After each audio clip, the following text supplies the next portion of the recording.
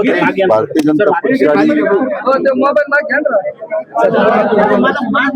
महायुतीच्या वतीने आज राजन तनपुरे यांचा अर्ज दाखल करण्यात आलेला आहे.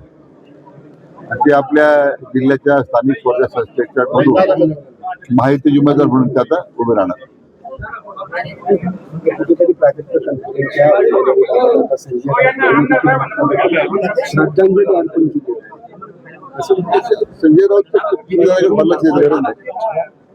संजय राऊतने आता स्वतःचा विचार केला पाहिजे. स्वतःच्या पक्षाला श्रद्धांजली अर्पण करण्याची वेळ आहे स्थिती सुद्धा त्यांनी कराव्या. शहरात राष्ट्रवादींनी वेगळी भूमिका घ्यायचा निर्णय घेतला.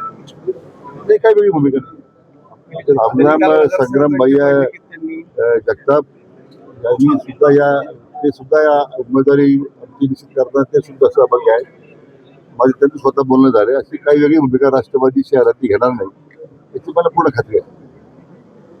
थँक्यू. दुसरीकडे लाडक्या बहिणीसंदर्भात 80 लाख जे लाडकी बहिणी आहेत देण्यात आलेलं आहे कसं बघता? कारण केवायसीचा जे प्रस्ताव आहे तो देखील सादर करण्याची काय सूचना दिली नाही. केवायसी करण्यापासून सूचना दिल्या जातात.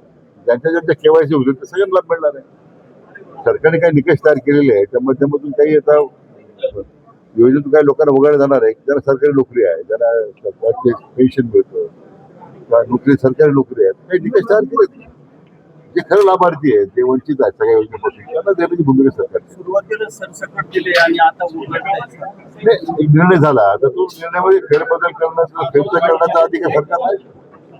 सर दुसरी गोष्ट जरांगे पाटलांच्या शिष्टाई जी आहे ती यशस्वी झालेली आहे. मात्र दुसरीकडे काल चौंडीमध्ये हाके असतील पडळकर असतील यांनी कुठेतरी आक्रमक पवित्र घेतलं. ओबीसीला धक्का लागला. मला सगळ्यांना हे सांगायचंय कोणत्याही आरक्षणाला धक्का न लावता ही प्रक्रिया मराठा आरक्षणा संदर्भातली सुरू आहे.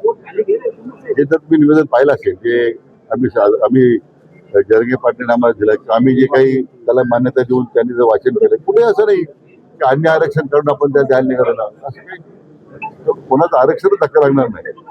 त्यामुळे मला वाटतं ही जे वक्तव्य येतात हे मला माहित नाही काय त्या पाठीमागे काय त्याची भूमिका आहे. ठीक आहे, प्रत्येकाला अधिकार आहे.